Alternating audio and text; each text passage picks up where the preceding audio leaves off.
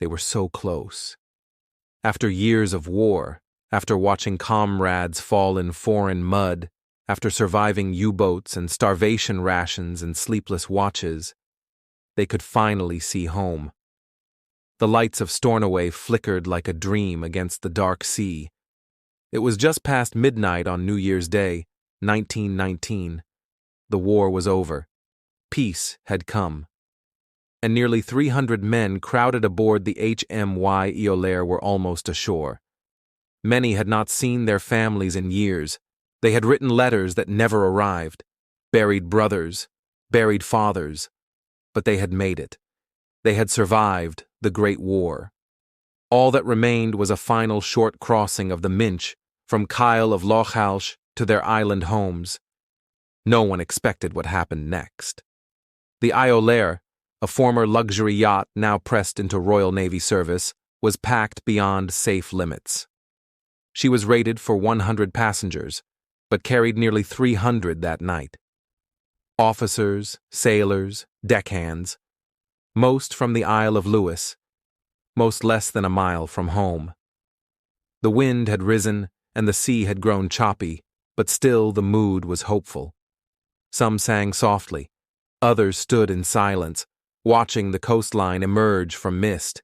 Then, just after 2 a.m., there was a jolt. No one screamed at first, just confusion. Then the grinding began, steel on rock, and the ship lurched to one side. Men stumbled, shouted, grabbed at rails. The Iolaire had struck the beasts of home, a jagged reef well known to local mariners. She was just a few hundred feet from safety, but now she was doomed. Water surged over the bow. A lifeboat was lowered, then immediately capsized, hurling its occupants into the sea. Waves began to batter the hull with brutal force, smashing windows, sweeping men from the deck. Dozens jumped, thinking they could swim the short distance to shore. Many were dragged under, pulled down by their boots or their kit bags. Some couldn't swim at all. In the chaos, one sailor, Donald MacLeod, managed the unthinkable. He grabbed a line and leapt into the sea, fighting the current to reach shore.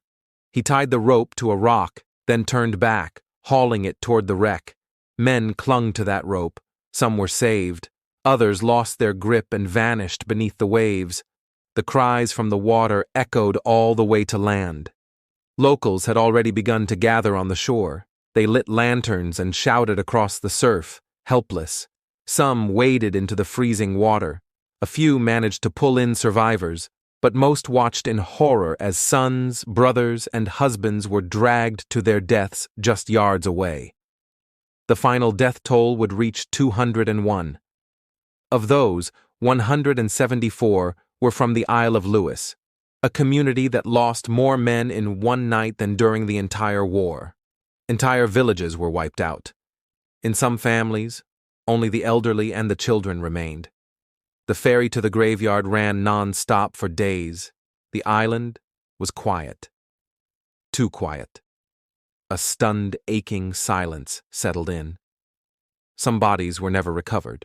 Others washed ashore days later. Mothers identified sons by belt buckles. A girl recognized her father from the way his hands were clasped. A wife clung to a locket retrieved from the surf. The sea had delivered them home, but not alive. An inquiry followed. It offered little. The Iolaire had no proper charts for night navigation. There was alcohol aboard. Some questioned the captain's decisions, but no one was held responsible. The Royal Navy kept its silence, and the islanders, battered by grief, were left to bury the dead and carry on. For decades, few spoke of it. The pain was too near, too raw, but the memory lingered, in the sound of the tide, in the empty chairs at holiday tables, in the names carved into the memorial stone near the wreck site, a list so long it curls around the base in silence. Today, the beasts of home remain, sharp, still, waiting. And though the Iolaire is gone, her story clings to the wind, a reminder that even peace can kill, that sometimes the most heartbreaking tragedies come not in the heat of battle, but in the final moments before home.